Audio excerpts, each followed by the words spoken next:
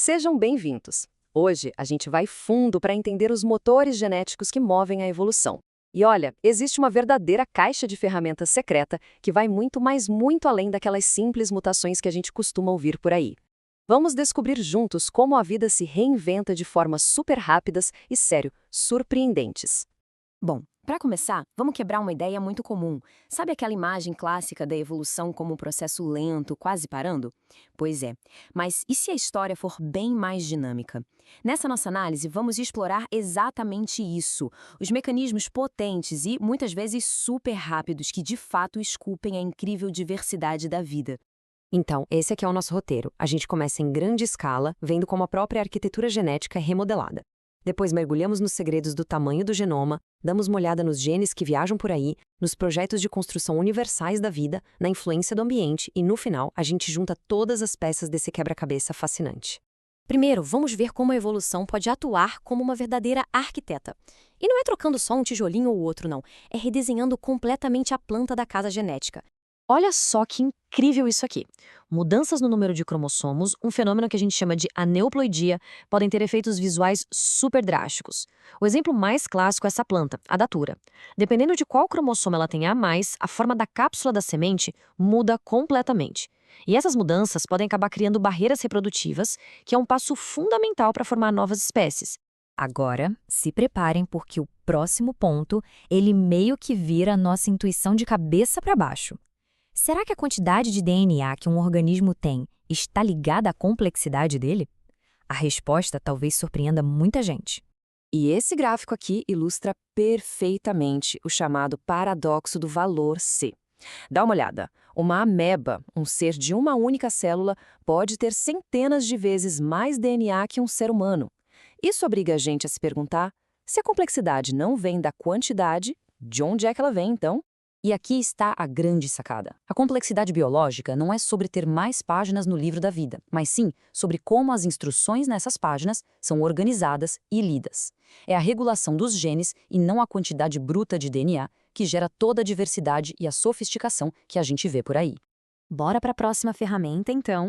Vamos ver como algumas partes do genoma não são nem um pouco estáticas.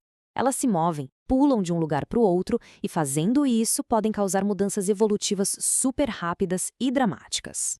E a história por trás desses genes saltadores começa com um trabalho simplesmente genial de Barbara McClintock.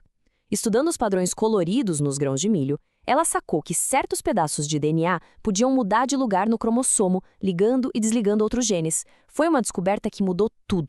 Mas como eles fazem isso? Basicamente, existem dois jeitos principais. Os elementos da classe I, os heterotransposons, usam o método de copiar e colar. Eles criam uma cópia de si mesmos que se insere em outro lugar. Já os de classe 2, os transposons de DNA, usam o método mais direto de recortar e colar, se movendo fisicamente para um novo ponto do genoma. Um caso que é simplesmente fascinante é o do elemento P. Esse gene saltador nem existia nas populações da mosca das frutas Drosophila simulans até os anos 50.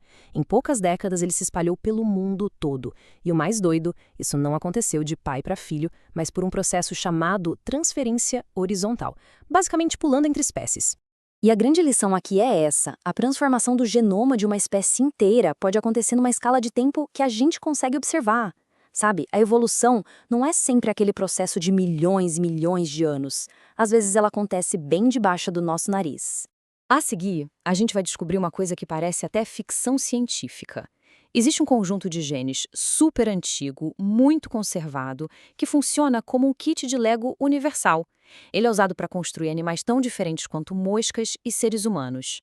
Esse é o campo da EvoDevo, a biologia evolutiva do desenvolvimento. Ela mostra que existem genes mestres, como os genes ROX, que definem o plano corporal básico, onde vai a cabeça, o tórax, os membros. E o mais incrível, como a gente vê aqui, é que o mesmo kit de ferramentas genético está em ação em praticamente todos os animais.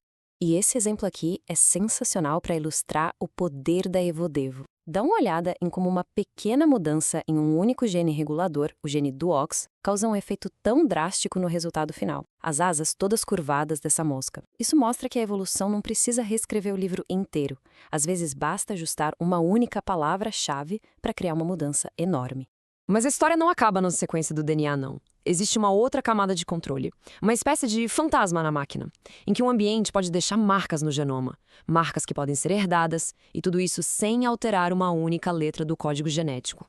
Esse campo fascinante se chama epigenética. A melhor forma de pensar nisso é assim: o DNA é o hardware do computador, a parte física. Já a epigenética é o software, o programa que diz para o hardware o que ele deve fazer, quais genes ligar, quais desligar e quando. E como esse software funciona? Bom, mecanismos como a metilação do DNA podem colocar uns sinais de pare químicos, silenciando genes. Outros, como a acetilação de estonas, funcionam como sinais de siga, ativando genes. E o mais interessante é que tudo isso pode ser uma resposta direta a sinais do ambiente. E sabe o que é mais maluco? Isso nos faz até revisitar ideias que antes eram associadas a Lamarck. A hipótese de Barker, por exemplo, sugere que a nutrição da mãe na gravidez pode programar o metabolismo do feto, influenciando a saúde dele décadas depois. Ou seja, o ambiente pode sim deixar marcas que são passadas para as gerações seguintes. Então, juntando tudo isso, fica claro que a gente precisa de uma visão nova, muito mais completa, de como a vida evolui. Uma visão que consiga integrar todas essas ferramentas incríveis que a gente acabou de explorar. A evolução biológica, no fim das contas, não é só sobre mutações lentas e seleção gradual. Ela é um diálogo super complexo e dinâmico entre a estrutura dos cromossomos, os genes móveis, o desenvolvimento do embrião e o ambiente. É uma rede de mecanismos rápidos, regulatórios e estruturais, todos agindo juntos. E por que tudo isso importa, afinal? Entender essa rede toda conectada não é só um exercício de curiosidade. É fundamental para a gente desvendar mistérios em áreas que vão desde o tratamento de doenças até a compreensão da história da nossa própria espécie. E tudo isso nos deixa com a última pergunta para a gente pensar. Se a gente descobriu tudo isso nas últimas décadas, que outras ferramentas incríveis, que outros mecanismos surpreendentes ainda estão lá, esperando para serem encontrados na imensa e secreta caixa de ferramentas da natureza? A história da evolução, com certeza, ainda está longe de acabar.